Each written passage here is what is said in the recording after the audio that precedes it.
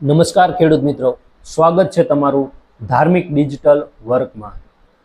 ખેડૂત મિત્રો, આજે કમોસમી વરસાદ જે વરસી રહ્યો છે તેના લીધે છે તે ખેડૂતોને ખૂબ જ પાકની અંદર છે તે નુકસાન જોવા મળે છે।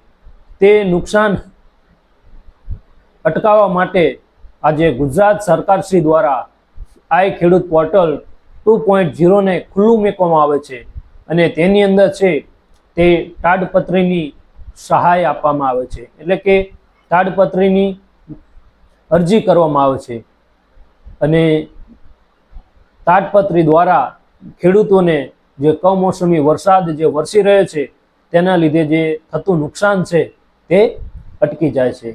તો મિત્રો, તાડપત્રીની અરજી કરવા માટે કયા કયા ડોક્યુમેન્ટની જરૂર પડશે, કેટલી સહાય મળશે અને અરજી ક્યાં કરવાની રહેશે તેની સંપૂર્ણ માહિતી છે તે તમને આ વિડીયોની અંદર જાણવા મળશે।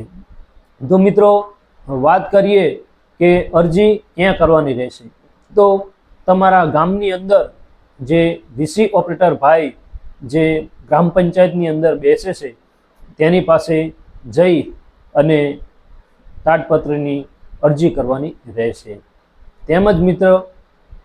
તેમજ ખેડૂત મિત્રો, અરજી કરવા માટે કયા કયા ડોક્યુમેન્ટની જરૂર પડશે, તો સૌપ્રથમ વાત કરીએ તો 7/12/8 આધાર કાર્ડ, બેંક પાસબુક અને આધાર કાર્ડ સાથે લિંક કરેલ મોબાઈલ છે તે સાથે લઈ જવાનો રહેશે। મિત્રો, આ ચારેય ડોક્યુમેન્ટ છે તે તમારે વીસી ઓપરેટર ભાઈ પાસે છે તે લઈ જવાના રહેશે, ત્યારબાદ જ તમારી અરજી કરવામાં આવશે। તો મિત્રો, વાત કરીએ કે ખેતીવાડી ઘટક તાડપત્રી, આ જે ઘટક લખ્યું છે તેની અંદર છે આ અરજી કરવાની રહેશે।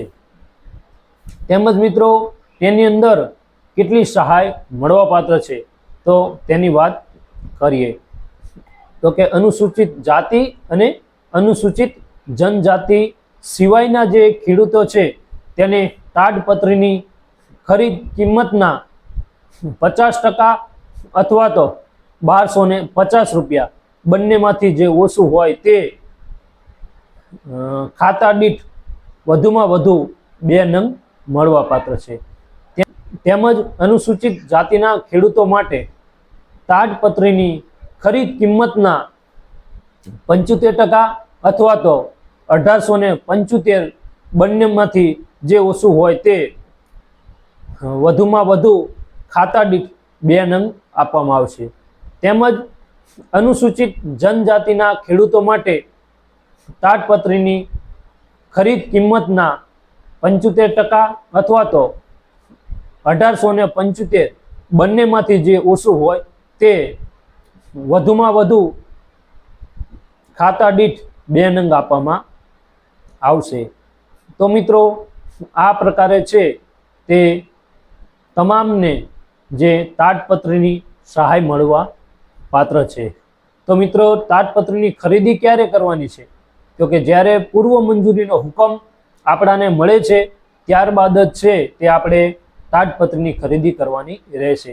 જો મિત્રો અગાઉ આપણે તાડપત્રીની ખરીદી કરેલી હશે તો આપણાને જે મળવાપાત્ર સહાય છે તે મળશે નહીં, કારણ કે આપણે બિલ છે તે અગાઉનું લઈ લીધેલું હોય છે, એટલે કે ખરીદી કરી લીધેલી હોય છે, તેના હિસાબેથી આપણાને સહાય મળવાપાત્ર રહેતી નથી। તો મિત્રો, ગુજરાત સરકાર શ્રી દ્વારા જે તાડપત્રીની જે સહાય કરવામાં આવી છે તે ખૂબ જ મહત્વની વાત કહેવાય અને ખૂબ સારી વાત કહેવાય।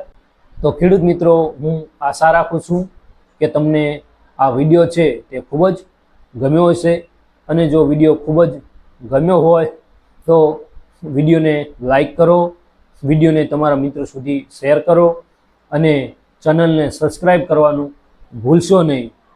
તો ખેડૂત મિત્રો, આવા જ ખેતીવાડી લક્ષી વિડીયોની માહિતી મેળવવા માટે તમે ધાર્મિક ડિજિટલ વર્ક ચેનલને સબસ્ક્રાઈબ કરવાનું ભૂલશો નહીં અને જ્યાં સુધી આવા જ ખેતીવાડી લક્ષી વિડીયોની અંદર મળીએ નહીં ત્યાં સુધી બાય બાય, જય હિન્દ।